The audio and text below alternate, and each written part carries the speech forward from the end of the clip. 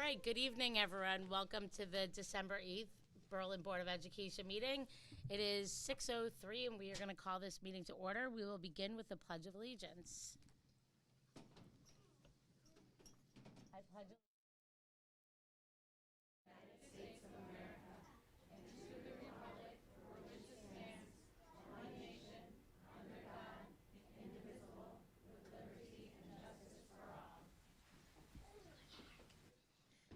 I really enjoy saying the pledge with all of them saying it with us. It was really cute. Okay, so we are going to start out. We have the Berlin High School Madrigal Singers, and Tyler Boyle is going to direct them. So, Mr. Boyle, before you begin, if you could introduce all the singers to the group, that would be great.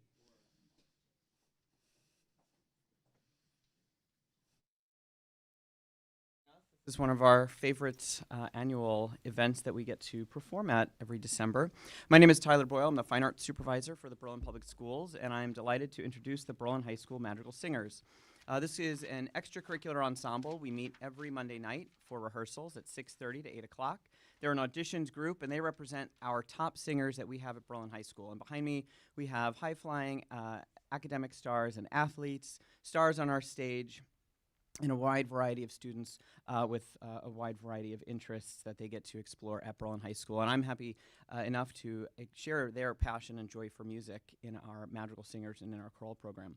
So we have Megan Snyder, we have Abby Jurgen, we have Avery Wethge, Charlotte Baker, Angelina Blair, Addie Guarino, Evan Desseralt, Austin Luria, Ryan Tang, and Daniel Kokoza here. And we are delighted to give you a sneak peek of our Winter Pops concert program.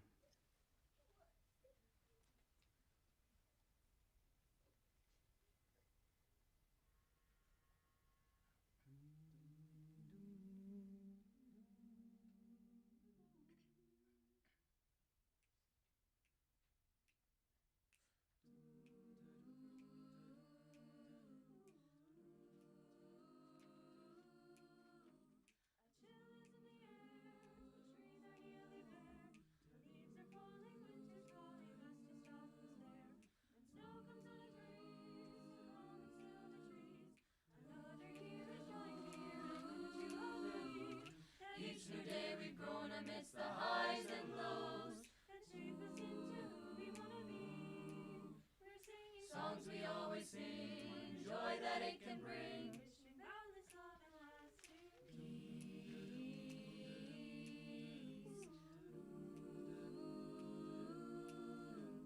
A chill is in the air, there's magic everywhere. The stars are shining, all aligning in the space we share. On this winter's night, our hearts are full of light. Warm embraces, friendly faces, everything's just right. For each new day we've grown amidst the highs and lows. They shape us into who we wanna be. We're singing songs we always sing for the joy that it can bring. Wishing boundless love and lasting peace.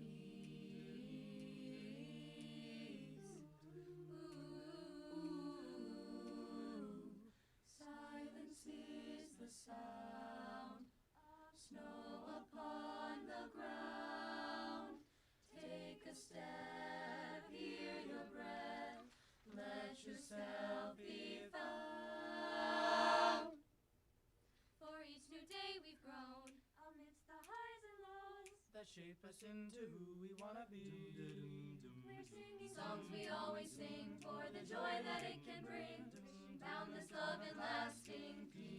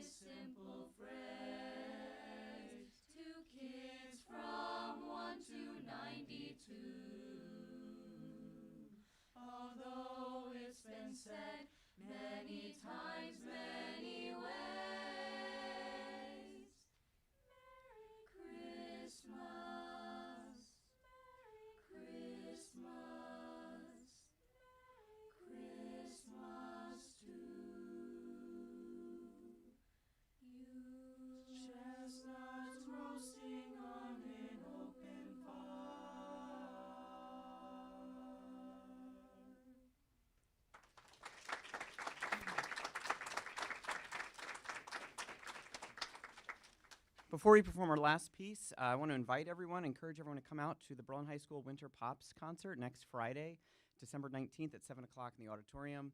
And I have to acknowledge all of our other music teachers and our music students across the district. These students would not be here without our elementary music teachers, our middle school music teachers. We had a wonderful kickoff to our concert cycle last week with I believe the McGee 6th grade band and chorus concert on Thursday evening. Concerts continue throughout this week, next week, and into January. So I certainly want to encourage everyone to come on out and support our music programs as we celebrate the holiday season together. Our final piece will be Carol of the Bells.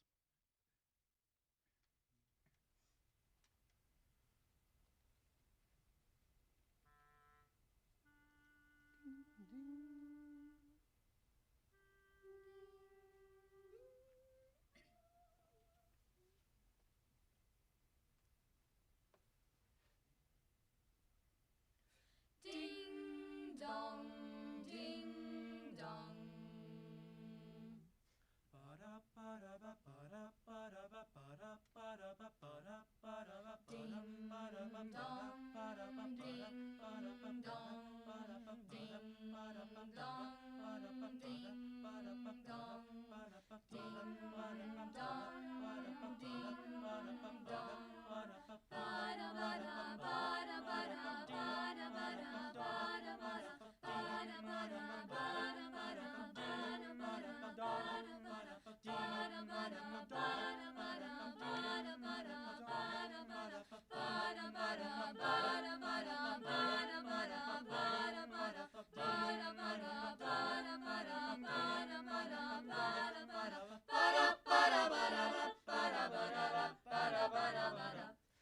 ding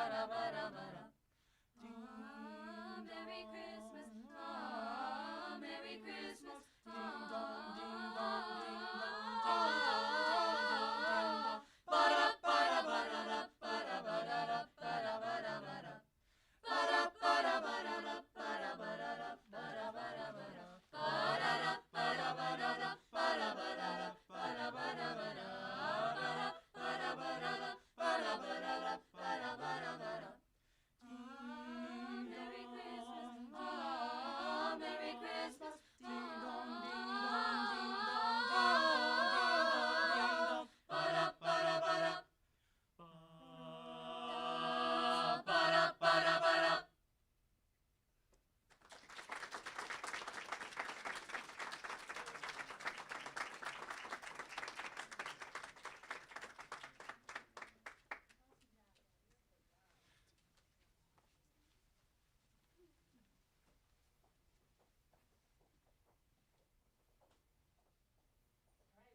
So much. It's always a pleasure. I always look forward to this meeting every year when you guys come out and perform for us. All right, so moving on to the next piece of our agenda. So we have Willard School here with us, and I'm going to turn it over to Mrs. Selena. Good evening, everybody. My name is Danielle Selena, and I'm the Dean of Students at Willard Elementary School.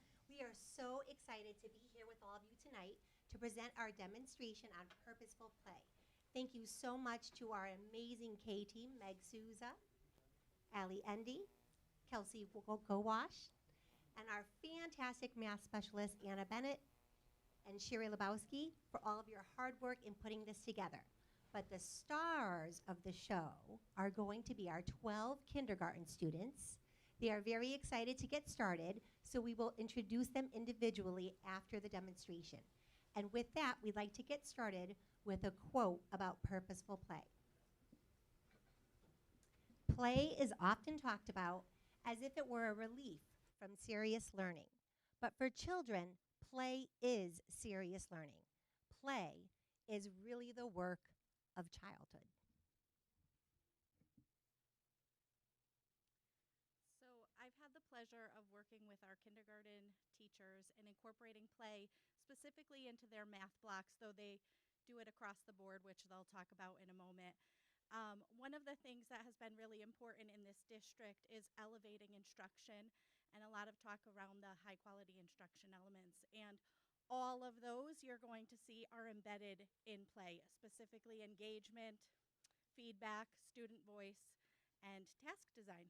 So let's take a look. Ladies, do you want to come on up? Our kindergarten teachers are going to share briefly, and then we're going to play.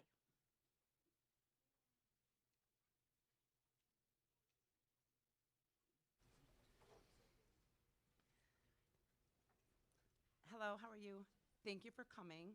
And I know the kiddos here are eager to get started, so they're going to be just starting to play until they actually do their play activity.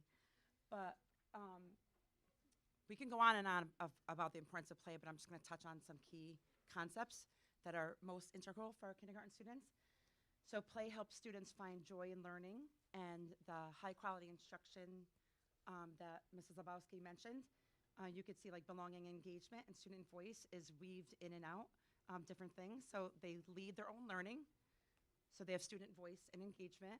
They work with their peers. So there's a sense of belonging and they get feedback. Taking risks and applying learning to real life scenarios. So that task design.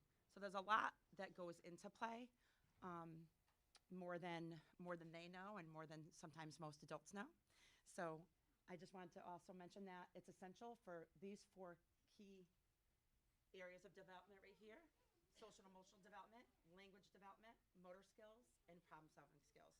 So play is absolutely crucial in the holistic development of kindergarten students, serving as the most effective path to high engagement, deeper learning, and improved performance as a whole. Through play, children naturally engage in activities that foster cognitive skills like problem-solving, critical thinking, and creativity, especially during imaginative and constructive play. Because play is intrinsically motivated and enjoyable, it automatically boosts student engagement, leading to longer attention spans and a more positive attitude towards school. This hands-on, self-directed exploration fosters deeper learning by allowing children to actively construct knowledge, test their hypotheses like little scientists, and solve real-world problems presented within a playful context, which dramatically enhances executive functioning skills like working memory and flexible thinking, essential for future academics. Furthermore, play is a primary vehicle for developing social and emotional skills, teaching them how to share, cooperate, negotiate conflicts, and understand others' perspectives. Physical play enhances gross and fine motor skills, and language development is accelerated as they verbalize their roles and ideas during dramatic play. Ultimately, this play-based foundation translates into improved performance as a whole, as students develop critical thinking, communication, collaboration, self-regulation skills needed to thrive in all subject areas and build a lifelong love of learning. It's definitely their favorite part of the day, so we've gotten creative. I'm going to turn it over to Miss Andy Clemens here, and she's going to explain what we did with the concept of play throughout our kindergarten day. So we started thinking about and integrating play more last year. We wrote a goal around it. We wanted to find a way to integrate it more purposefully into our day instead of it having it just be a block at the end of the day where they had that free time. So we researched last year. We found some strategies, and this year we decided to integrate it specifically into math. And we were hoping to see more engagement, which as you can see we are. Our curriculum is so rigorous, which is great, but that doesn't mean that we can't also play, especially when we know that play is one of the better ways to teach, especially this age group of children. And we're already seeing a difference in our classrooms. We're seeing a calmer space. We're seeing kids who are better able to collaborate with their peers, kind of solve some of those problems that come up naturally in play, problem solve through, well, that was my piece, and kind of that back and forth. But they're really doing a fantastic job, and we're happy to see the results already and hoping to continue it next year and integrate it even further into our day. So if you would like to come join us to play, you're more than welcome. So what you will see when you come up is our classes here, we chose just a small section of what they might do. So Mrs. Souza's class here has pom-poms. So a lot of times we'll just give them materials and see what they do with it and kind of gain to see what they know.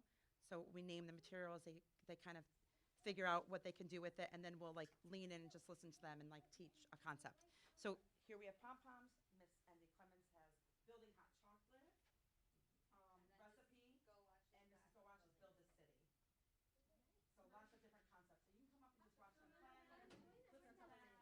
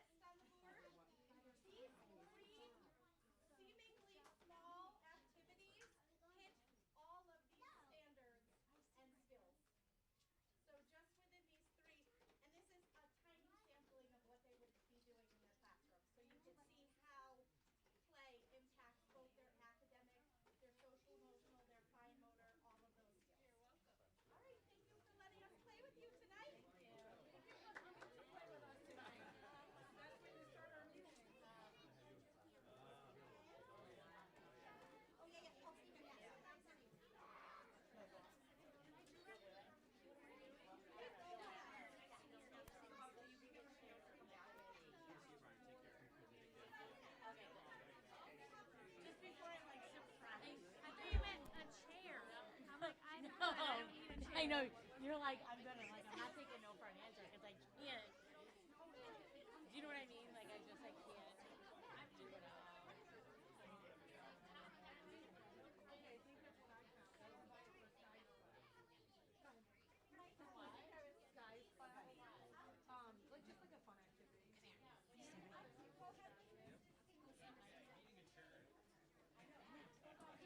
Hello, I just wanted to introduce the stars of the show today who just played for you. So, are you ready? And when we arrived, my student right here, Peyton, said, "Can I talk on that microphone?" And I got a big kick out of that. So this is Caden Leggett. This is Charlie Ferguson, Peyton Casso, and Miley Lewis from the student class. From my class, we have Luca Romero, Opal Gaffney, Nora Gomez, and Ethan Boquiquio. And from Mrs. Golash's class, we have Haley Daigle. Can't see who you are. Great. We have Jackson Siegel, Elena Lifke, and Grayson Butler.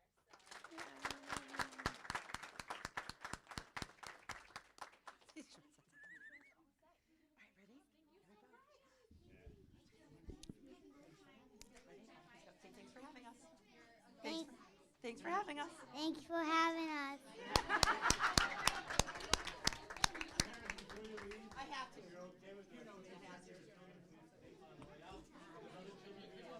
Mr. Benigni, do you want to bring the cookies out in the hall for them? Thank you, everyone, for coming. Thank you so much. Thank you. I have to. That just made her year. She was dying to talk. I love that.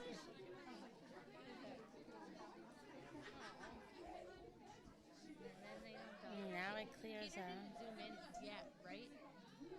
He always, I don't know if he likes that. He always waits until after the presentation. I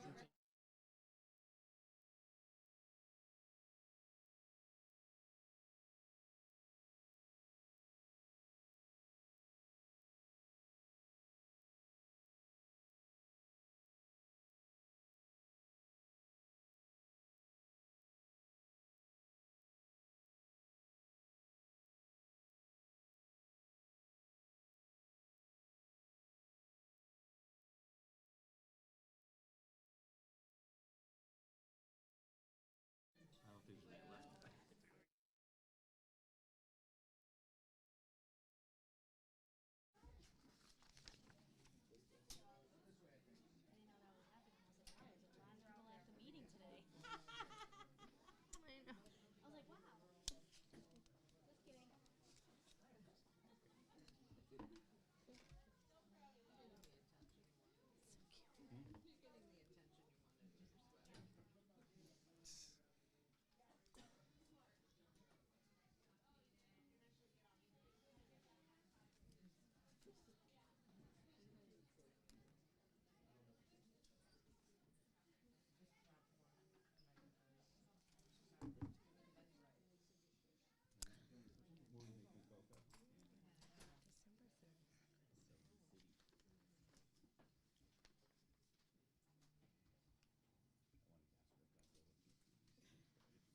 All right, we're good?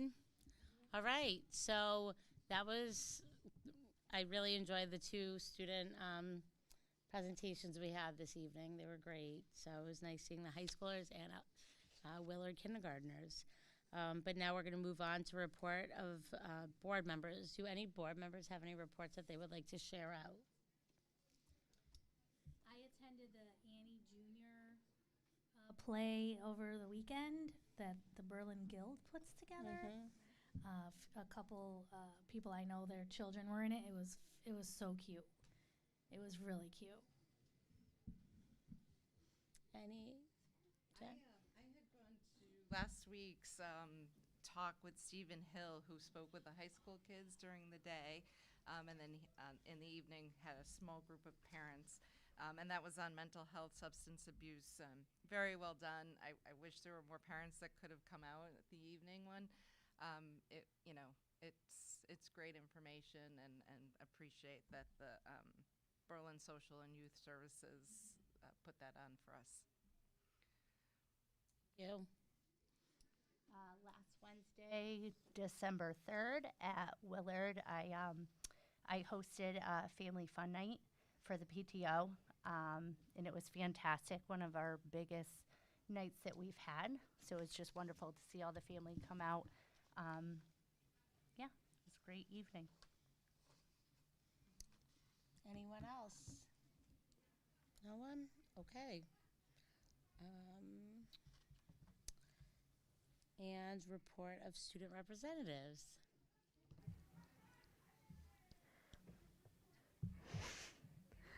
Berlin High School graduates recently were welcomed back and participated in an alumni panel for the current seniors. They were able to speak about their college experience and answered questions about college. It was a great opportunity for the graduates to come back to the high school alongside the seniors being able to have answers to their questions. Thank you to all the alumni for attending. Stephen Hill came and spent the day at the high school and shared his powerful journey through addiction and recovery.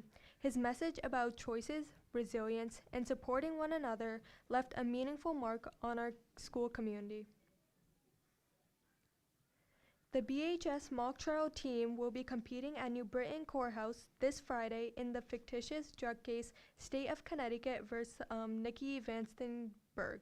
This will be Berlin's fourth year at the competition. The Redcoats will be up against Cheshire, Avon, and Northwest Regional in their morning and afternoon trials.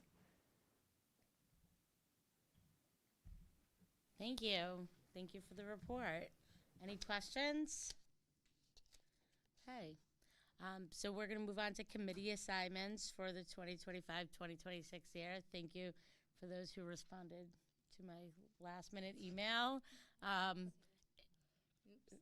It's okay. So if you don't like your assignment, talk to me after, and we can make some changes and put it on the next agenda. This meeting really snuck up from last week, right? That's when okay. It was 2 weeks ago? Okay, well, it's been a fast 2 weeks. So for community engagement, Vanessa will be chairing, Jess will be a member, and I will be a member.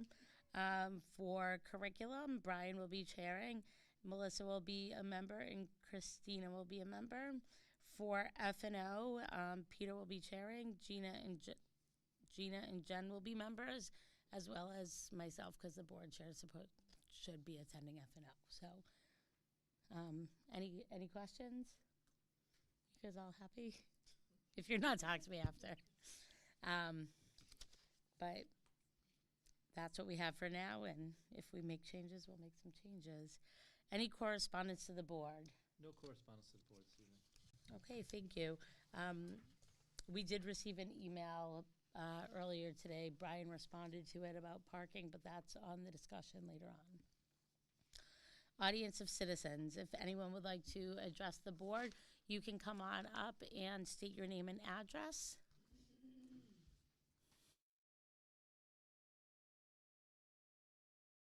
I wrote down what I was going to say because I was worried about the 3 minutes. Apparently, that doesn't matter much now. The crowd is gone. My name is Jennifer DeGrande. I live on Still Meadow Lane. I am here representing a group of parents in opposition of the BHS parking fee. I wish that more people could be here, but they are at the semifinal football game, and I do believe an email went out with a list of names in opposition of the fee.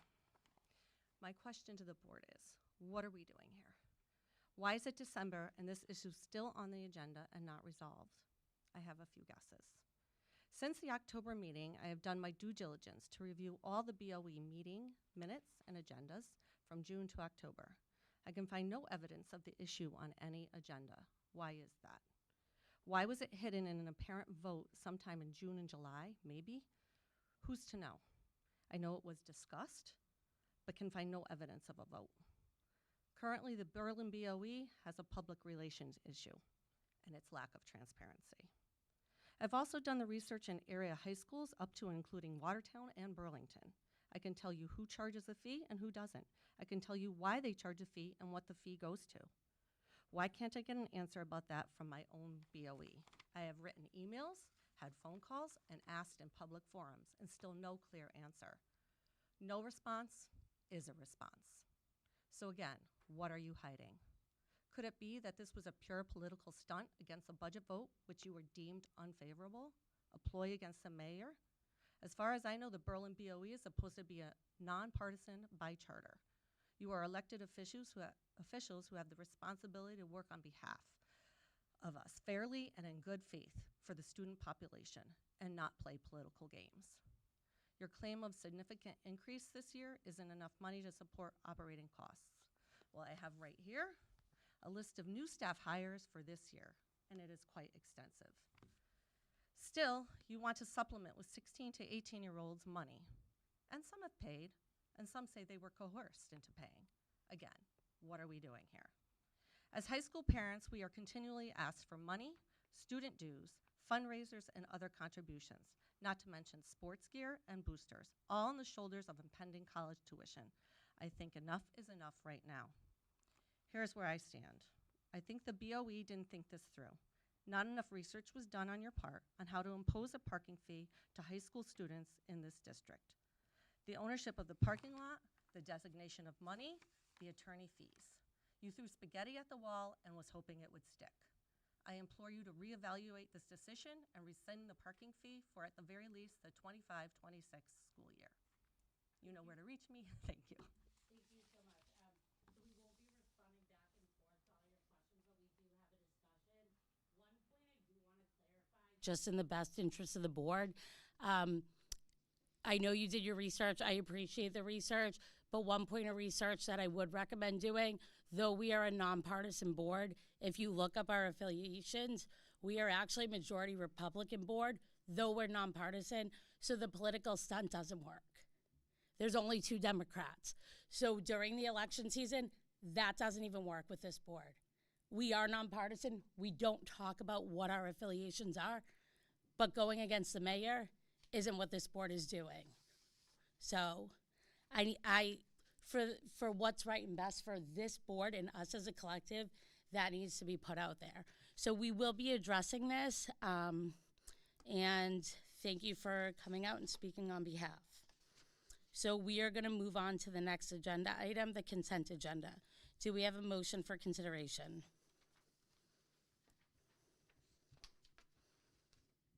I move to approve the consent agenda as presented. Do we have a second? I'll second. Motion by Brian, second by Jen. Is there any discussion? Okay, we can move to a vote. All those in favor? Aye. Opposed? Did Peter vote?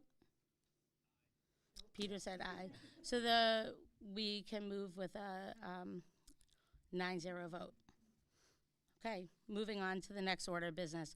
Berlin High School Program of Studies for 2026-2027. So I'm going to invite Directors of Curriculum up, Lori Jerpin and Cara Watson, to talk to the board. Oh, and Katie, I'm sorry. I missed your name.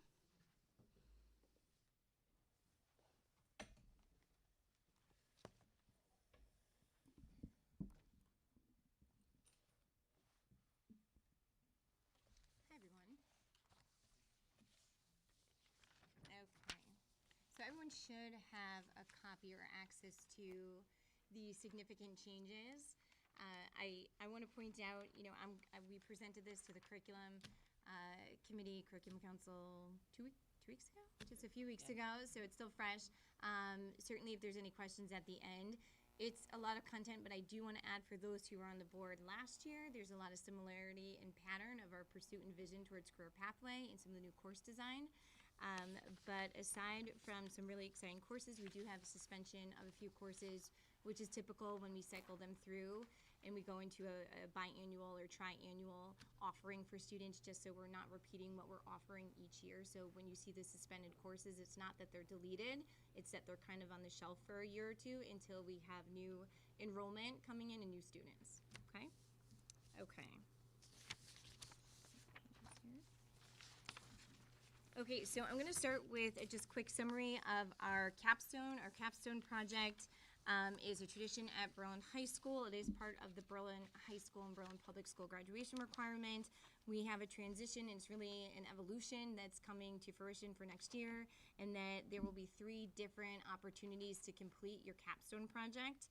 One will be the traditional capstone course, which currently is in place. It will be a full semester course, and students will receive a 0.5 credit for the traditional capstone class. The difference in next year versus the current model is that you will get a grade, and it will go towards your GPA, okay? The second opportunity to complete your capstone project will live in the new AP seminar course, which is a rigorous opportunity for students who have a particular depth and passion in research, and they want to pursue at a full year's length and receive AP credit for that. Okay, we'll talk a little bit about that in just a bit. And then the last option, which is the evolution of the career pathway program, is that if you're a student enrolled in a career pathway, you will have an opportunity to complete your capstone project independently because there's an ELO, an extended learning opportunity required in the pathway where students are out in the field doing the hands-on work. Our goal is to open up their opportunities in their schedule so that they can take a 0.5 elective in their pathway. Okay, and then they'll have a mentor within the school building to pursue, to help assist them along the way with their capstone project. They will also, all three components, all three options for students, will deliver at our exhibition, okay, which is a nice tradition, happens twice a year. Okay. No. So it's currently it's a senior capstone. However, good question. We are going to open up the AP seminar and the half-year traditional capstone course to second semester juniors. So if they want to complete it early. Okay, so we're just trying to open a little access and make it, really open their schedules up a little bit more so it's personalized. Okay. Any questions about capstone? Okay, moving on, you'll see that under the credit distribution, because of that tweak, because of that tweak with capstone going to a 0.5 credit, it opens up electives to a 4.5 credit distribution towards their graduation requirements. So we added a 0.5 credit on electives. Again, trying to open access for students to explore our many course offerings. Okay, I'm moving on to, make sure I'm on the right page here. Business education. We have a new course, Foundations of Business. You'll see that DECA is in parentheses here. The goal of this course is to open up a business opportunity for students and get more and more students involved in the business-oriented club, which is DECA, where there are in the field competitions. It runs our school store, and the business department felt really strongly about having that opportunity live within a course. And so our goal is to, again, open it up, grades 9 through 12, and have more students enroll, as we have a lot of students at Berlin High School interested in the business field. Okay. We are suspending the course, but again, that's just going on the shelf until we get more enrollment. Our ECE business law class, and then our finance and investments class. Okay.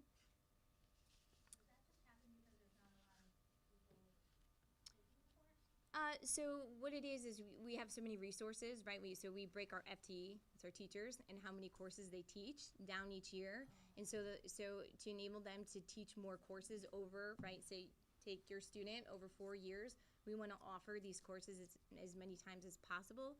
But if we only offer the same courses, your student, well, I took that last year, I can't take that again next year, right? So we're just going to kind of keep things on cycle.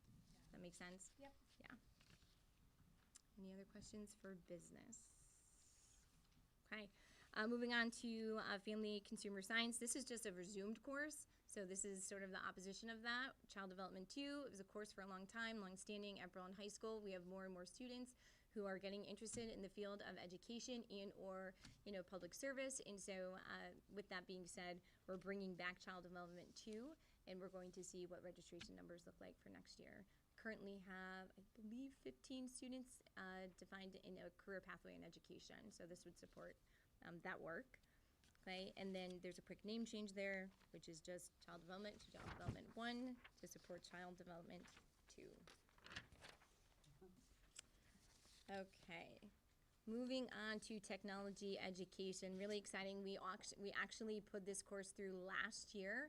However, we are offering it for the first time next school year, which is our aerospace engineering and drone operations. This is a course that will be offered to students in grades 10 through 12.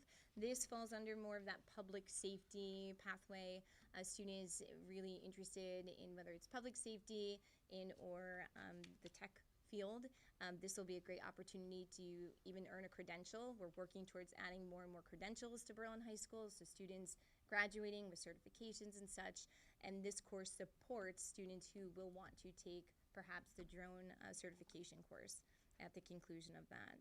We made a few name changes under Studio and Video 1 to News and Production 1 and News and Production 2, just to make sure students really understand what the courses are.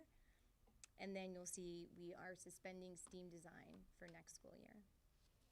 Any questions regarding technology education? Okay.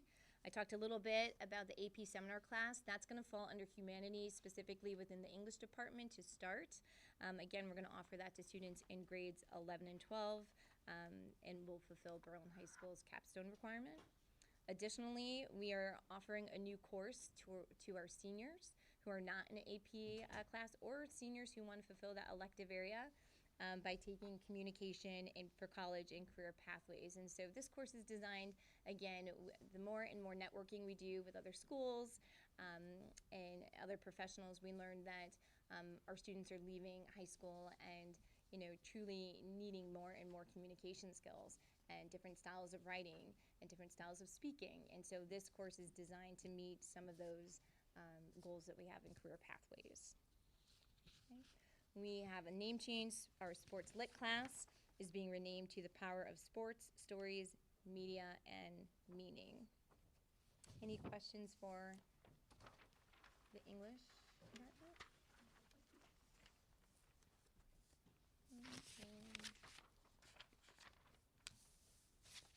We are also suspending, just a note here on the next page, we also are suspending and putting on cycle American Voices and Modern Issues, and then the Foundations of Peer Tutoring.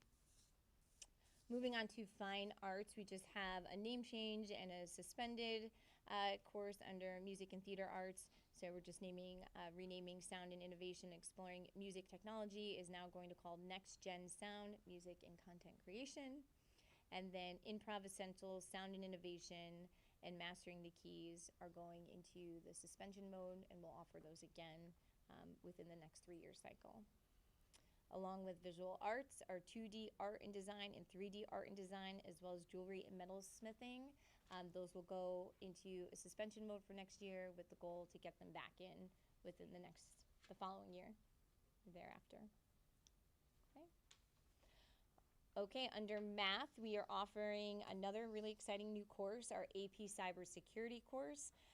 There is a prereq here, and this will be offered to students in grade 10, 11, and 12. Actually had a virtual parent meeting just the other day. Jen, you were on that meeting, and we had a few parents just speak to the fact that their students are going off to college and well equipped, but where are they using Google Sheets? Where are they using Excel? And the first thought in the moment was, okay, we do that in computer science, we do that. And so I already had a conversation, and we were talking about this new course in particular as well, more and more opportunities and shared experiences for students, but we don't believe everyone will take AP Cybersecurity. It just speaks to that growing field in need and demand post-high school. So again, really exciting course, not a common course taught in most public high schools, so this will set Berlin High School students apart for sure. Yeah. Mm-hmm. Is there a lot of interest, or you're not sure yet? We will know for sure February. For sure, I would anticipate yes. Yeah. I would anticipate yes. So again, and to supplement that, we're suspending AP Comp Sci A, right? Because typically you have a field of students, and also that growing career pathway. This will meet some of those demands. We don't have enough students to run it yearly. We run it every other year, so it still could be an active course. Yep. And Cara just pointed out too, and this is another course that offers a credential, right? So a conversation we're having with lots of our students is that as they explore, whether it's CNA, EMS, firefighting, drone, AP Cybersecurity, these are credentials that students can graduate Berlin High School from and truly set them apart, even in their application, experience in before they've graduated, to say this is on my transcript, to say these are experiences that I'm having in high school, truly is cutting edge. And I have a strong network of principals, high school principals within the state, and we're ahead of the curve for sure with this. So very, very exciting. Thank you, Theo. It's okay. Okay, moving on to our last section, I believe, which is our science section, our science department. We have 2 new courses, also very exciting. The first is a course through CCSU, EC, the Dynamic Earth. We made a sequence change 3 years back, I believe, where we have all of our freshman students take chemistry with the goal to offer more opportunities in science junior year. This course is offered to students in grades 11 and 12 and will supplement student interest who perhaps have already completed chemistry or physics in their junior or senior year. So it's a great opportunity, again, for students who are STEM heavy and really looking to get into the science fields. The second course here within the science department that we're offering next year is Physics at Work. This is driven by a passionate teacher who saw a need and pitched a course to me when I said, no more new classes. And she said, but wait. And she made a phenomenal point in that we are advocating for students in the trades, and we're advocating for students to think about other options beyond a 4-year college experience if that's not for them. And she said all of those students need physics. And she talked about the field of being, going into welding, going to plumbing, being an electrician. She said physics is required. So this course, Physics at Work, would meet the need for students in that particular field. Okay. And then you'll see the suspended course is Chemistry, Investigations, and Chemical Reactivity. That actually is just being grandfathered out because now that was for juniors who were not part of that sequence change when our students were required to take it as freshmen. So now it's phased out. And I believe that is all. Questions?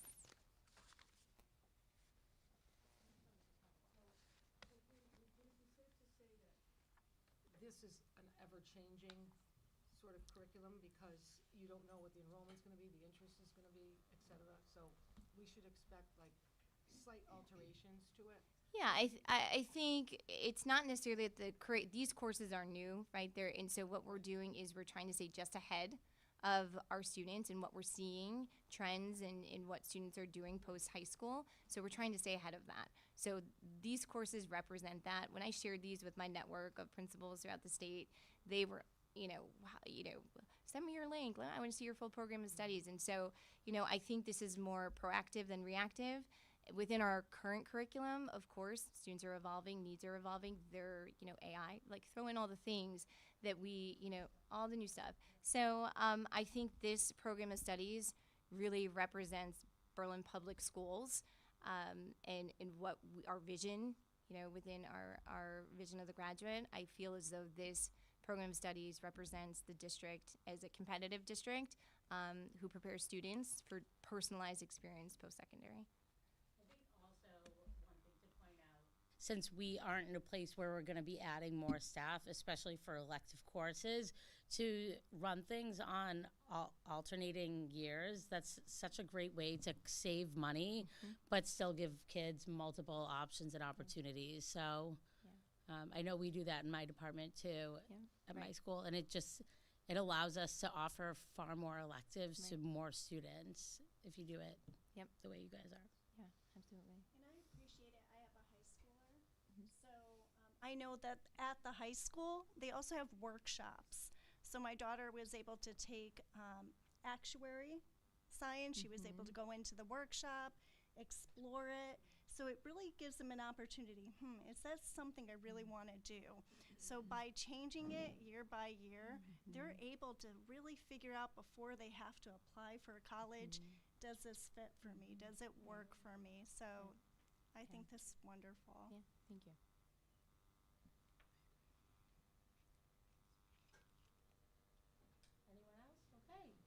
So before we get into discussion, do we have a motion for consideration? offerings and revisions to the Berlin High School Program of Studies for the 2026-2027 as presented. So the motion by Melissa, second by Brian. Any discussion?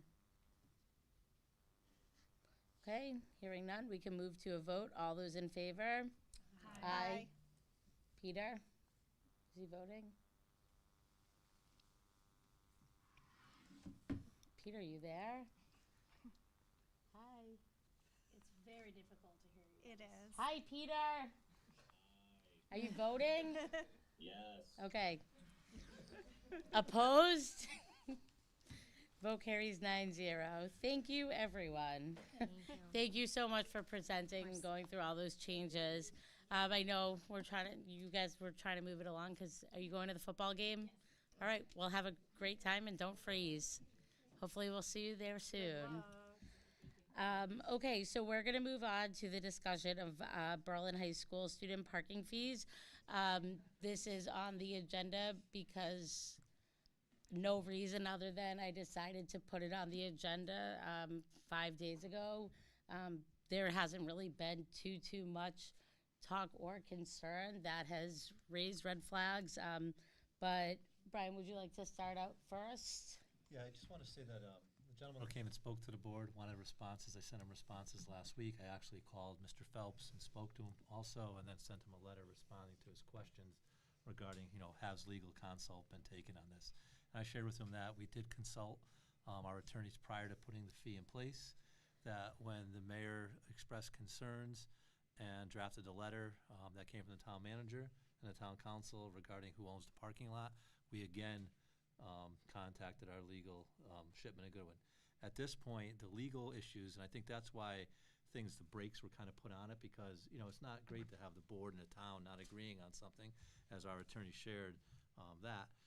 With that being said, the town is in a position that they own the parking lot. Our attorney said that we still have legal grounds, as they stated from the beginning, to put the fee in place. There are issues, as Mr. Phelps brought up, as far as the money has to be in a student activity account. It has to be clearly delineated. It is at this point. As I stated to Mr. Phelps, not that it's been targeted for a specific area, but it has to be put towards, student activities and student use, which we talked about initially doing. As far as the liability issue and so on, I did tell him we did speak to our attorneys, and it's contrary to the town attorney. That being the case, our attorney did say to get in a legal battle with the town and to spend excess of taxpayer dollars to fight a legal battle is not the position that we should want to be in. But that being said, I did speak to Mrs. Villagrande at Mrs. DeGrande, Jen, at our parent council meeting regarding, the premise that things were done behind the curtain. And I explained that our budget was set, all of our cuts were publicized, and that this is just one line in the budget. It doesn't take its own life outside of the budget to say we're imposing a fee. It goes in with the rest of the cuts and reductions. To address as far as new positions, within the budget, yes, we've hired new people, but those are positions that we've had in the district and so on, or positions such as one that we cut the social worker at Willard last year. That was an actual position. We are bringing back a psychologist, not for the entire year. The person can't start till the end of January. We never wanted to cut the position in the first place. We are hiring a psychologist. So I don't think they're new positions. They're positions that were vacant based on retirement, based on people retiring, based on people leaving or resigning along the way. As far as responses, I did get the email. I did respond. It was Mrs. Lavender.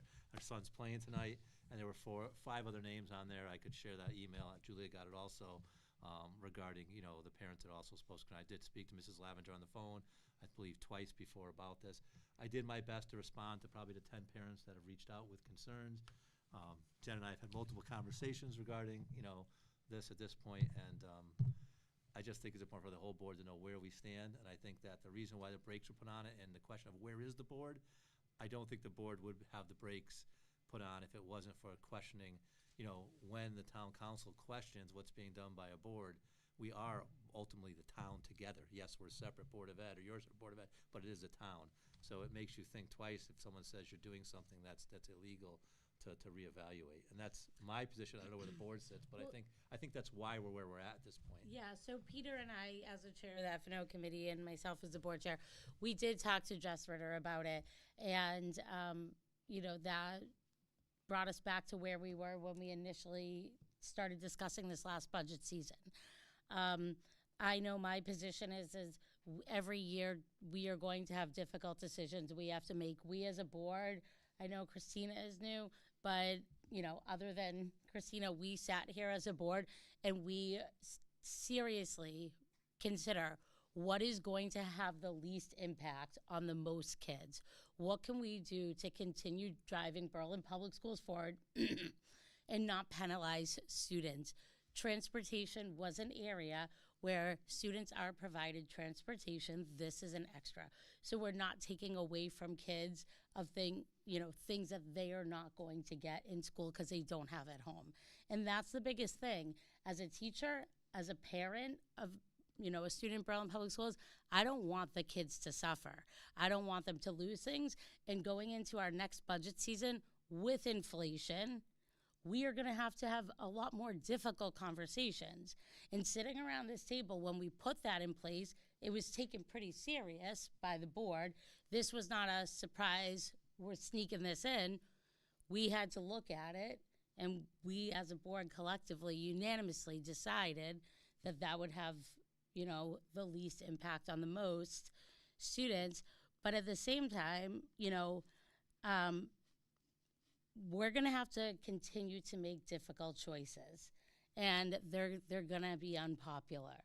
But as long as we continue to make choices with the kids in mind, and this was not political, this was not ill intent, this was not to cause problems in town, and that's why we didn't come running back and snapping back with emails and letters and putting it on the agenda and we could have made this so incredibly political before the election. This could have been, we could have had a blast with this. We didn't. We want to be professional and we want to keep the kids in mind. We want to do what's right and best for every student in our district. So I'm going to turn it over to members of the board. I would like to hear from you guys, but we want to make sure we are making the right decision. When the board decided it, that's what the collective board thought, and we're entering budget season now. So what do you guys have to say? Well, I'm new, but I did go to that meeting in October, and I got to tell you, from the outside looking in, I felt like people were asking questions, and I know that there's a time and a place for people to speak, and then there's an answer. Their questions were not being answered. And I could feel the frustration in the crowd because they're like, we're talking, we're asking, we're getting nowhere. And the other thing I think, when I was in that meeting, one thing that it was not addressed is, where is the money going? What is it for? So here we are, we're like, everybody's on a budget. Parents, teachers, inflation has gone up for everybody, not just the school district. And now we're asking people who have to pay double in their groceries, now we want you to pay a parking fee. And the question, even now, is what are we using the money for specifically? Because to add this extra burden to the students and to families, I don't see it as being fair. So it goes into a student accountability account, and a line item we would normally spend $20,000 on gets reduced, and then that money goes towards it. Specifically, I can't remember what we said specific it was going to because it's been a little while. Do you remember, or Peter? I don't know if. It would go against the student. It would go, it's in a student activity account. It would go against student, something that happens with the So students. graduation, right? We can't do graduation. You can't, okay. No, but it'd be something directly at the school that would go against students. So the whole notion of why the 20,000, when we're looking at the budget at the end of the year, and we're saying we had all the line items announced, to the whole board was aware of the line items and voted on. The last piece was the $50,000 reduction by the town council. At that point, the question was, do we reduce staff further? Do we cut further in supplies? So the F&O committee brought it back to the full board, said let's take 30,000 more out of supplies and equipment, and let's take the other 20,000 is going to be supplemented by the parking fee. That's how it came in. And that's how it became on the reduction list. And then it came back for the entire board with all the other reductions. So it wasn't isolated out by itself. So in the totality of the budget, that's where the 20,000 came. That's I how see. it came about. Did we have to cut staff? Did anybody get cut? I know that we rehired or filled positions, but did anyone actually lose their job? I'm just curious, Yes, because I'm yes. coming Yes, to the we board, so did. I want to Yes. learn exactly. Yes, You with, wanna- with, with Where it's going. retirements and things, I want to say it was 7.6, am I correct, Ashley? 7.6 initially that were reduced, yeah, 7.6 staff members. Not all Okay. certified staff, but staff in general. And that's what was brought forward, and then the additional 50,000 cut, and we cut equipment. Our equipment budget is what pays for all the technology for staff and students. So without that, our end of the year money, like, you'll hear people say, you have a surplus at the end of the year, but we don't have an equipment replacement plan. So if we don't have any surplus at the end, we won't have technology for students or staff. There's no line item for equipment that is adequate to supply that. So that's where the 20,000 came out of for parking. That's how it came about.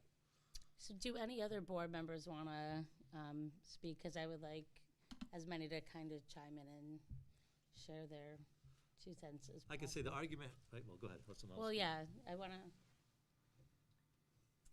My position has stayed the way it is. It's just, it was a tough decision. It reflected where we were with the budget, and we did not want to cut any more positions. So that's never easy, and like you said, Julia, it's not a popular decision, and we knew that was probably going to be the case. But I would rather see people teaching in classrooms. I agree. I'd like to see people teaching in classrooms. I don't love the idea of charging the kids. I know after Jen had spoke, it was really kind of heartbreaking to hear somebody using their birthday money to be able to pay for this. I know other families were struggling to make the payment.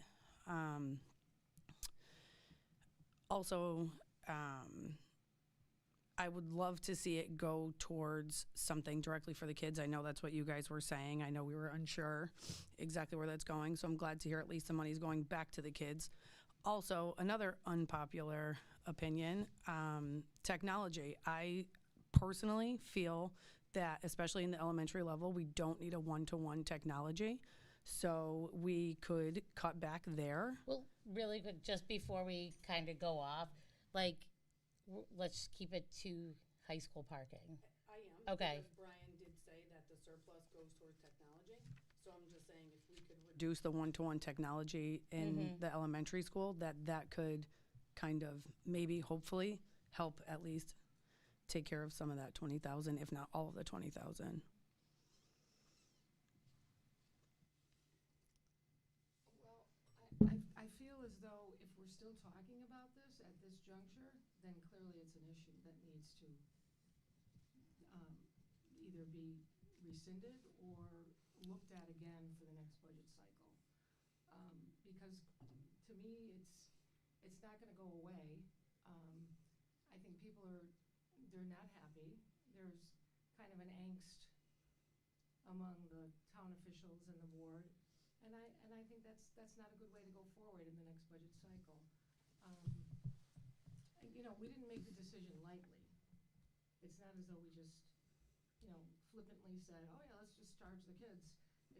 We're not like that, but I can understand where the parents are frustrated. I kind of felt like when we voted on it, we were gonna get backlash. But again, to Julia's point, sometimes we have to make decisions that aren't popular, and it's not easy. But if we're still talking about this and still putting it on the agenda, I think then we have to decide if we're gonna cut it and just leave it the way it is, or we're gonna rescind it and refund the students. We have to make a decision. We can't keep, going over this and over this and over this. Well, to my understanding, for this year, this is what it is. So what's bothering me the most, yes, I think it stinks that, people have to either say they can't drive to school or they have to take the bus. But what's bothering me the most, and I've heard it from multiple people, and there were friends of mine, they're like, well, my kid's not paying that. Well, what do we teach our kids then? what are we teaching them? Like, yes, unfortunately, we have to pay it. But if you're telling your kid, no, you don't have to pay it, and then that's when we have to put the brakes on things like, well, then you're going to, not saying you can't graduate or things like that. So what are we teaching our kids by saying, well, you don't have to pay it, because, it's going to go away. But it's not. It's here to stay, unfortunately, for the rest of the year, next year, And I think that it will be a discussion for the next budget season. And clearly, I think we're going to be talking about this a lot. But for today, you have to pay it, unfortunately. And, my friends keep coming up to me like, am I paying this? I'm like, yeah. You need to pay it. So, I'm sorry. It sucks. But what are we teaching our students by saying, no, you don't have to pay it? Then they're going to get mad that they're going to get a reminder on their windshield wiper, on their windshield. Like, what are we teaching them also by that? And also to the rest of the board, I really want you to truly consider when we have bigger cuts next year, you're going to have to make your choices and vote how you feel empowered to do so. So as we go into this budget season, really consider, it's okay to vote however you want to vote. It's fine. It's respected here. I encourage that. But when people aren't happy with us, we have to make difficult decisions. That's why we're here. So next budget season, when things get even tighter, are we going to change them just because people aren't happy, or are we critically thinking as we enter in each vote? So I just want to preface you guys with that. Melissa, did you want to say anything? No, Sorry. I could just discuss what I addressed originally. My thought process, once again, a tough decision. In no way, shape, or form do we want more money to be paid out of anyone's pocket, students, parents, etc. Yes, we have a budget. That's what we have to stick to. And like most board, pretty much every board member that spoke so far, I want people in the classroom. So I know it was discussed before that this is like a specific targeted group, but as a board, we are thinking of the entire district. And when we were talking about the ways in which we could figure out, that difference of the $50,000, this is what came into discussion, and compared to what other things were thrown out there, including paid to play. Which could very well be next season. It could be. When I was thinking of transportation, and like you said, there's an issue with transportation. We've said it before, where parents sign a kid up for transportation, don't end up taking it, but we're still paying because that's what we have to do by law, is provide transportation. I said it in Farmington. I paid a fee of $100. That was in 2004. Do I know where the money went at that point of time when I was a senior? No. But I paid it because I wanted the luxury of driving to school. And I do think it is a luxury. We do have the transportation that our district provides, and it is a luxury for you to want to take your car to school. And that includes for, going to sports and going to work afterwards, because I was listening to the parents and saying we want them to be independent, and in order to be able to do that, they have to have their vehicle available to them. So I hear that side as well. And then I did bring up, the same thing that was addressed before, was where's the money going? And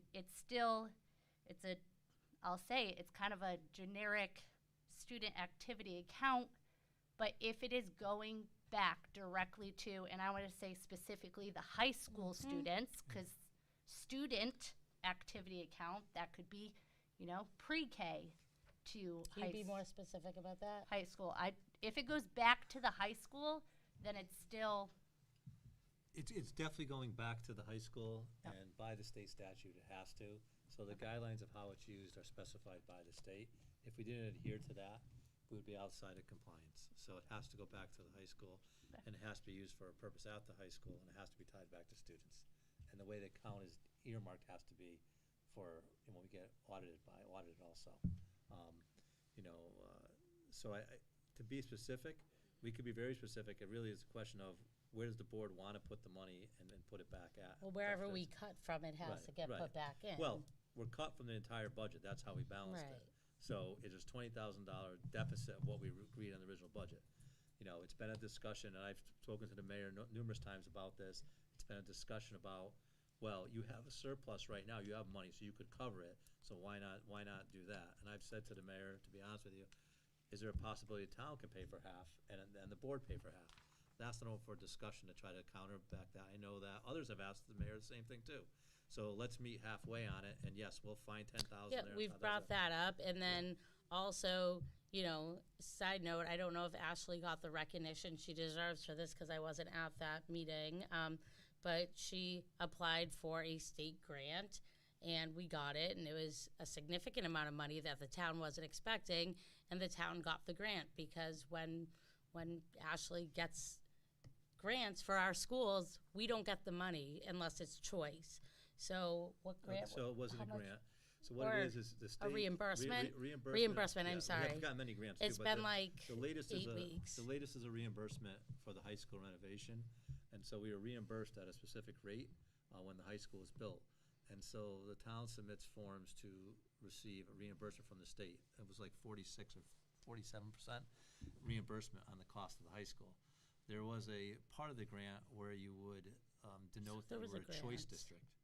That was not checked off. So Ashley caught that, and all the kudos to Ashley. There's an extra $2.9 million that the town is receiving for reimbursement of the high school. So if we want to say that like So- people want to play political, it certainly isn't us. She's getting us money. It's going to the town. The town never expected the money, and there's still no discussion of meeting halfway. So unfortunately, where I stand with all of this is right where I am because we're going to have to continue to make difficult choices. And I mean, I brought up at the beginning to say about why we're here and why there hasn't been decisions as why it's not direct and why it's not done. I think the question was putting the brakes on it because the question with the town, there is concern when you have two attorneys represent the same organization, given two different positions. We would never want to violate something against the town. I never want to put you in a position as a board to Absolutely do not. that. But that being said, you know, as Gina, you very much said, where are we going with this, moving it? If the board says it's staying in place, then we will act. Students have not received anything on their cars since the first week of September. So if it is going forward, and this is the position of the board, we will then get letters out to parents. We'll start to notify kids. We're not locking any kid out of entering school or coming in the parking lot. We're not doing anything of that manner, but then we'll move forward. It is definitely something with our attorney saying that it can be on accountabilities. That's where you'd put it until it was paid. If there was financial hardship of people, we could work with them on that also, as we do with everything else. I just need the board to say, this is where it is, this is where it is, and I know we're not motion tonight, but this is where it is, and this is where it's going. Because I've been said by several board members, we charged you to do something, you're not doing it. And I get that, but I'm not doing it because there were positions that were with the town questioning things that we were doing and where we are. And it puts myself and it puts the principal and the administration in a position of a tough position to know where we're turning to be against parents, and we're not sure where political things are with the town. Yes, we work for the board, but as I said, that's not typical position. There may be disagreements, but to be totally having, you know, one attorney say one thing and another attorney say another. So I'll leave it. So at this point, based on the last, the last action this board took on this item, where we currently stand is it stays in place unless somebody here wants to make a motion to add a motion for this agenda item, and then you can, if you feel so empowered to motion to add it. Add a motion. Add a motion to the agenda, by all means, you can absolutely do that. And if you want to see if the board re-votes on your motion, then by all means, feel empowered to do so. But at this current time, if nobody does that, then the board stays where we were when we took action on it, and it moves forward. So I will leave it up to anyone if they feel so moved to do that. Can anyone hear me? Yeah, actually, for once. Oh, okay. I just wanted to speak. I'm not making the motion. Okay. So the thing that frustrates me with this whole experience is the misinformation floating through the community, which is unfortunately, in my opinion, being perpetuated by people who do know better. So I do intentionally say it is misinformation and not a misunderstanding.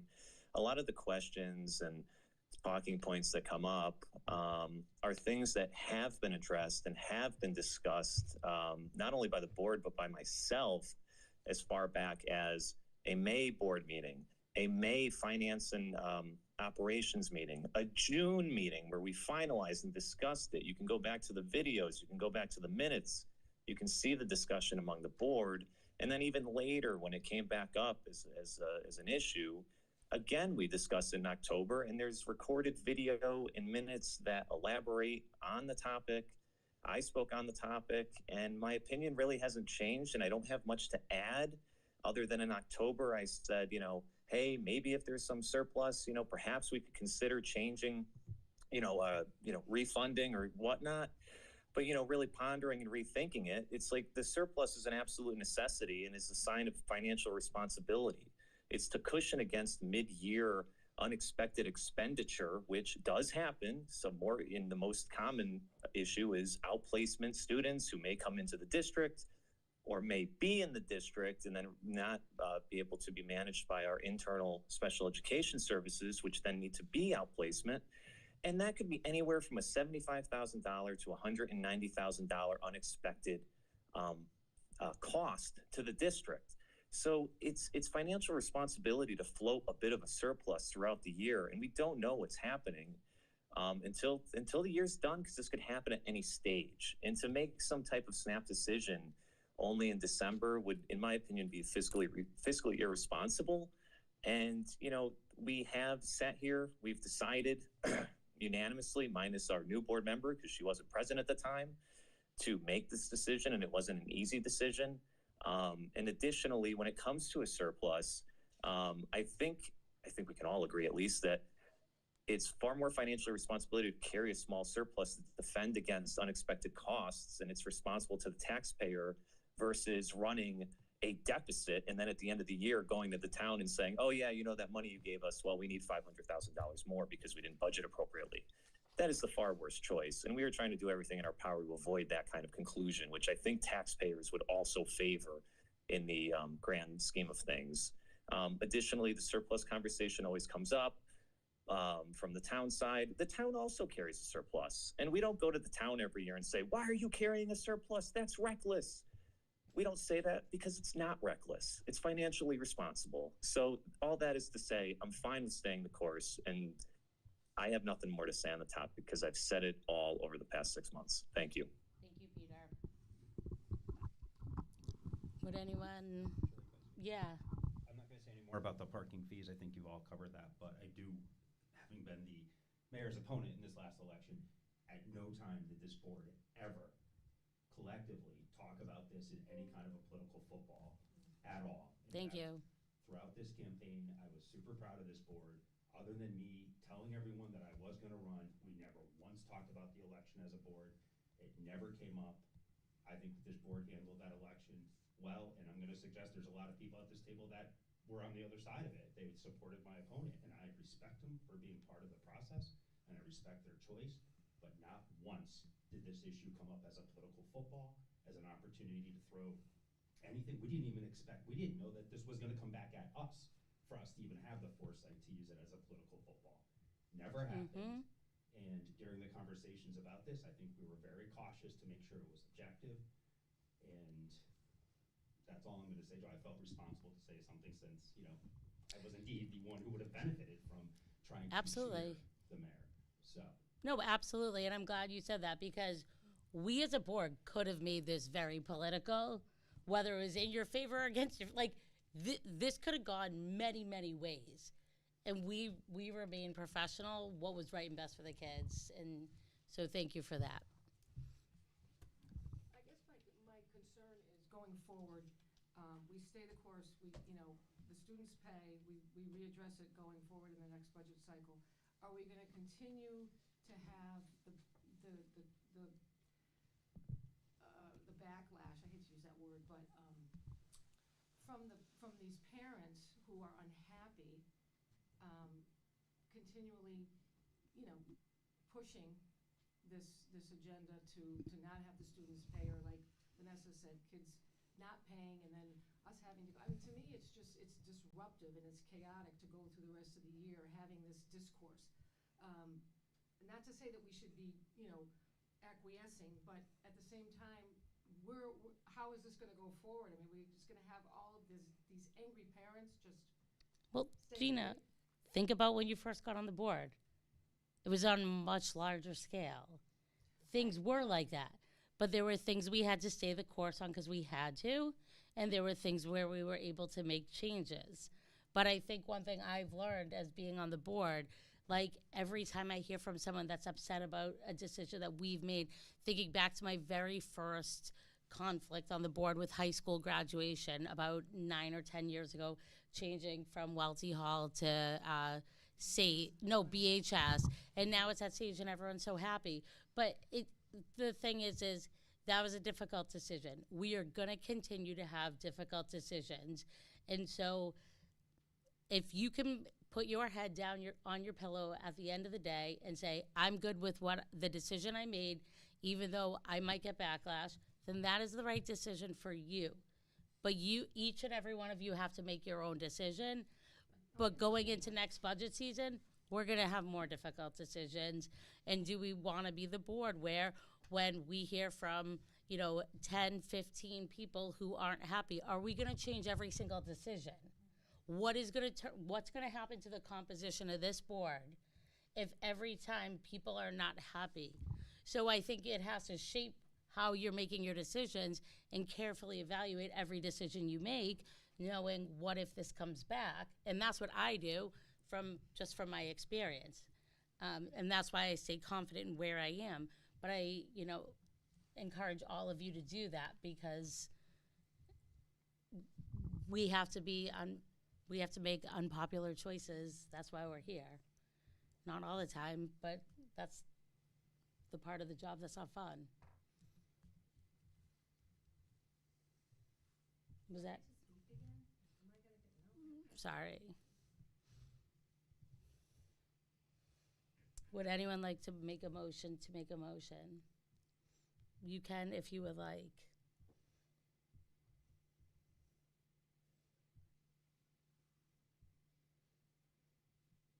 So if anyone wants to take action on this and have the board revote, you just need to make a motion. If you don't know how to do that, you can ask.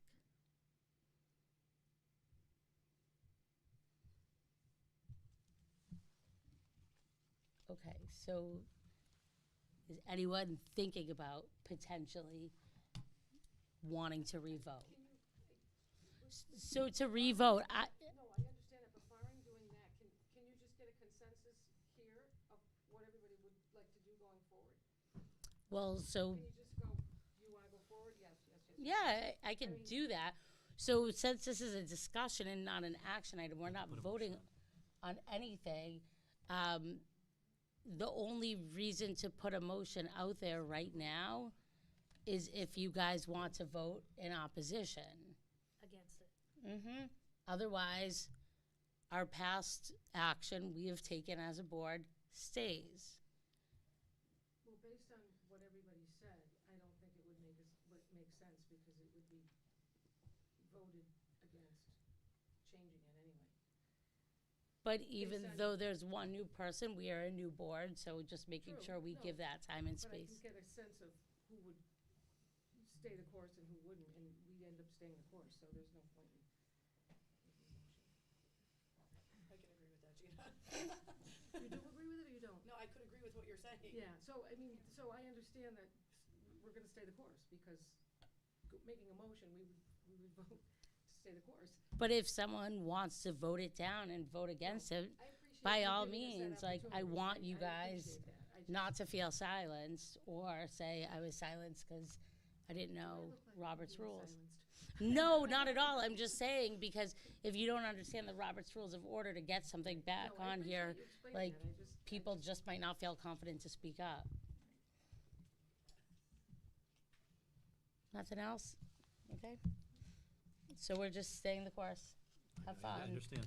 Have fun with that. I understand. Kidding. Sorry. No time for jokes. All right. Moving on to textbook recommended for adoption. We are inviting our directors of curriculum back up. Okay. All right, so this is a book that we talked about at our last curriculum meeting. I don't know whether, Brian, you want to talk a little bit, or Melissa?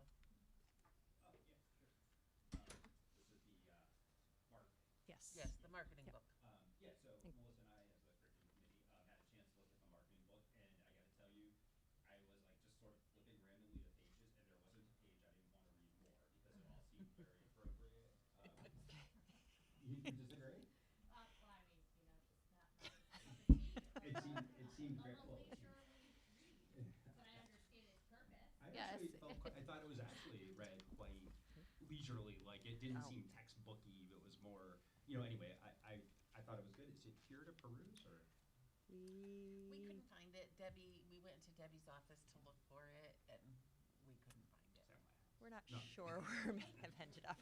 We think you may have pilfered it from. You're reading it. Why I wore the That's bag why you is were your big Christmas sweater. So, but yeah, it's too bad, because I think some people would see what I mean, though, just flipping open to it. It had, I think, very modern day concepts, you know, and I know, you know, there's a lot of opportunity now for people to think about starting their own business, whether it be web-based or what have you. I mean, there was a lot of things in there that I thought were very helpful in my review of it, so. Okay. And the purpose of this book, I'm sorry, the purpose of this book is because it's a CCSU aligned course. And so this is the book that they use at Central. So that's why we brought this forward, so that we could continue to use that book as well. It's a two-part course, so you can take Marketing 1, which is one semester, and then the Marketing 2 is the second semester. If you successfully complete both, then you can get the CCSU college credit. And you have 3 credits or 6? I believe it's 3. I think it's 3. I was going to say Katie might know for sure, but I think it's 3. Okay, that makes sense, how you explain it. All right, do we have a motion for consideration? I move to adopt the textbook Marketing 14th edition by Charles W. Lamb, John F. Hare, Carl McDaniel, and published by Cengage. Do we have a second? I'll second. So motion by Jen, second by Gina. Any discussion on this book? I'm sure there's a lot. And we apologize for not having the copy. No, it's Really fine, not it's sure fine. what happened. It's marketing. So we think. Any other discussion? Okay. All those in favor? Aye. Opposed? Did Peter vote? No, Peter's off. Peter's gone. Did you get that? So Peter's gone at 7:23. He had to leave. 8-0. Moving on. There is no facilities update. Thank you, Ashley, for. I think people want to get to the football game. It's almost over. Okay. Do you have a score? Did not have a score. Okay. Can I just comment on the high school record? They're doing phenomenal. Do you have the score? I don't have the Okay. current score, I'll get the but score. I'm just saying their record, I'm very proud of them. Thank you. Okay. Moving on to policy review revision. This is the second reading and adoption. At our last meeting, we went over all of this. So first we met in an ad hoc committee to go over it, and then we went over it at our last meeting. So Shipman and Goodwin has recommended these revisions and policies, a new one based on statutory and regulatory changes, updates and best practices. Do we have a motion for consideration? I move that the board adopt the revisions to the policies listed above and new policy 6163.1 as presented. Do we have a second? Motion by Jen, second by Jess. Any discussion? Okay, hearing none, we can move to a vote. All those in favor? Aye. Aye. Opposed? Vote carries 8-0. Okay, moving on to approval of the pre-K tuition fee for 2026-2027. So we'll turn it over to Ashley and Brian to talk to us about this. Actually, I could share with you quickly. So the current fee for, we have a sliding scale, but the current fee structure for our preschool is $800 a month, and we'd like to increase it. So I'm going to let Ashley give you more specifics. She has the breakdown of full tuitions, partial tuitions, and so on. So today, I'm here, we have to put together what our fee structure is going to be for our budget presentation in January, because some of the revenue that we're going to take in for this program is going to offset some of our general fund expenses by moving some of those people out of the general fund into this revenue source. As Brian had mentioned, our current fee is $8,000 for the program, $800 a month. I'm proposing a standard 3% increase to absorb the staffing contractual obligations for teachers and paraprofessionals, which will bring our revenue, our anticipated revenue for next year to $311,525. And that will take approximately 5 staff members, 2 teaching staff members and 3 paraprofessional staff members out of the general fund into the subset account. In addition to that, we'll be paying for the administrative fee. That is essentially our My School Bucks fee. It's where we absorb some of the processing fees on behalf of the parent, and that just enables us to collect revenue very quickly without any kind of having to chase people down. It allows parents to set up automatic payments, and then the additional $20,000, we're hoping to install some actual playground equipment in that area. Right now, we just have some standalone movable equipment, and we're getting a lot of feedback from people in that program that it's not enough. So if we could put together an actual playscape for those little ones there for people to enjoy, then we'd like to do that. Willard, there's an actual playscape for them, so there's a difference of being at the high school. If I could just get you for a moment to look at the screen and just look at the yellow lines on the bottom, the highlighted portion. I just think it's important for the board to know, yes, there's revenue coming in from the program, but it's really self-sustaining the program. The revenue coming in is being used to pay for the teachers. So it's not as though we're having additional revenue, it's paying for the program. So I just think that's important because this is new. It's going to be in the budget. It's going to be talked about. So this, to me, this sheet is a great snapshot that actually put together of $311,000 expected. This year we would not have that because we don't have the full 40 seats filled. We're expected to have the 40. If we do, then that's the in and out is what you're seeing and how it's used and so on. So it's a complete breakdown. And it just goes to speak to, you know, when you hear people talk about lack of transparency, that's not how any of us want to be. And just so you know that we've encouraged anyone on the Board of Finance that wants to come in and sit with Ashley. Ashley has 2 computer screens. She'll sit there and pull up anything they want to see because it's not a question of transparency of what we do or how we do it. So I just think I wanted to just highlight that when Ashley put this together. I think it's great to see where the money comes in and where it goes out. It's all on one quick sheet. This tuition is less than what I'm paying for my son in preschool, so next year. So I could be sending him to Berlin for less or where he's going. I'm keeping him there for another year. But I think to have certified teachers on the school schedule as siblings, this is a great deal. It's $1,000 less per student than what I'm going to be paying a month. I just have a question. Would full capacity be 40 students? Yes. And we're currently at 33? Yes, I believe it's 33 because we had 33. So full capacity for the peer models. They're the ones Peer- that yeah, pay the role model So students. peer Role models are the only Oh. peer K students that pay the tuition. Yes, we currently have 33 paying students. This program is not only paying for 40. 40 students are feed.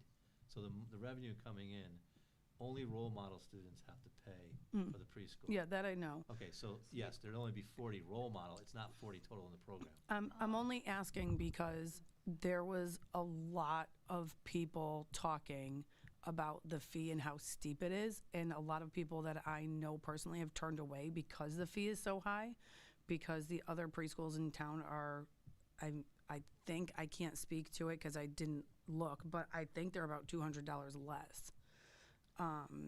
well, when we put it together, we did look at other preschools in the area, looked at other ones that are in school districts.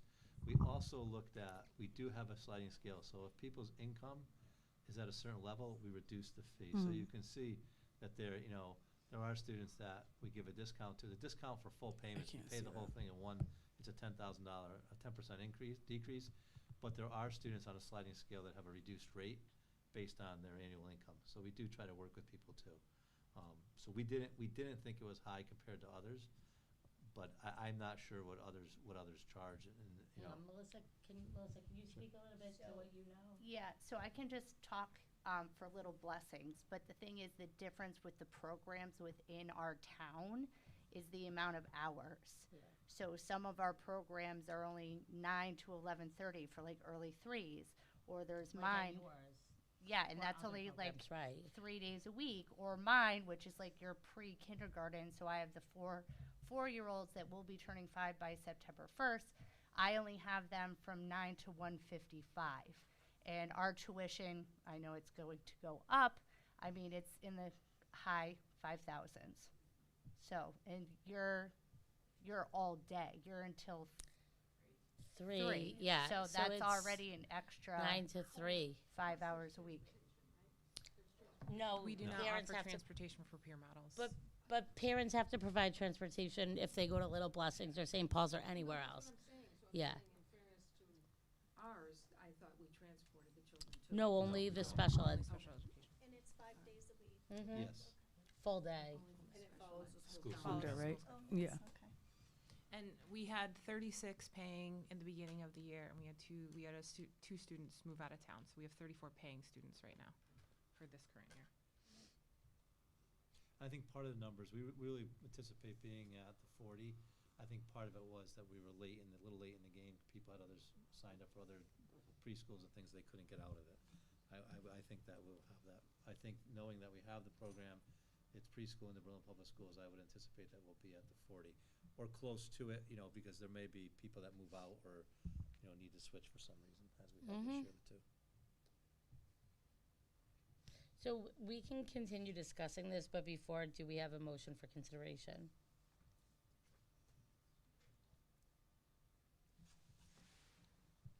I move to approve the proposed full-day pre-K program tuition fee for the 26-27 school year in the amount of $825 per month, $8,250 annually, an increase of 3% from the prior year. We have a motion by Jen. Do we have a second? I'll second. Second by Vanessa. Any discussion? Just one other thing. Yeah. So for those parents who don't pay by using their credit cards, right? Is that what you're saying? No, like I don't pay because my son's special ed. Right, but I'm saying for the payers, for the people who pay, let's say they choose to pay the other way, so they're essentially paying for that 3% increase. No, even if they're- they're choosing not to use Their that. tuition will just go So- up next year. Right now, nobody pays that fee. We have it set up so it is To district corporate, absorbed. It's a contractual right. service that So we are you're trying paying to- for you're on trying behalf to to offset that to fee to by- offset the fee. Right, Correct. by Yep. increasing it to 3%. And we had 100% of the people pay via credit card because they Okay. set up All right. the automatic payment. That's And, what- and, that was and my question. the thought with it is, Georgina, that when it's automatic credit card, we don't have to call, there's No, not I get it, man hours. I get it. I was just trying to Yeah. look to the people who weren't using that. But and the- they were gonna be paying that extra amount when they're saying, well, I pay by check, Right. or I. Well, but the, I don't know. but I the know 3% everybody uses extra has online. nothing to do with the credit card. So the 3% extra that we want to go up for next year for the fee is only to cover the contractual obligations for paraprofessionals and teachers. So essentially, it's just saying we know that their contracts are around 3%. So if we go up 3%, we cover the increase in their salaries. So essentially what we can do, because the all other expenses are about 35,000, we could offset general fund in contractual service and equipment and then move another paraprofessional. So it'd be 100% staffing. We have flexibility to do that. This is just our first snapshot of where we believe this money is gonna go. All right, any other discussion? Okay, we can move to a vote. All those in favor? Aye. Opposed? Aye. Okay, so all those in favor, can we just vote one more time? All those in favor? Aye. Opposed? Okay, so our vote is 7-1. Okay. Moving on to the last agenda item of the evening. Do we have a motion for consideration? Motion by Jen, second by Brian. Any discussion? Okay, all those in favor? Aye. Opposed? Jess, did you vote? Oh, good. All right, 8-0. So it's 7:40.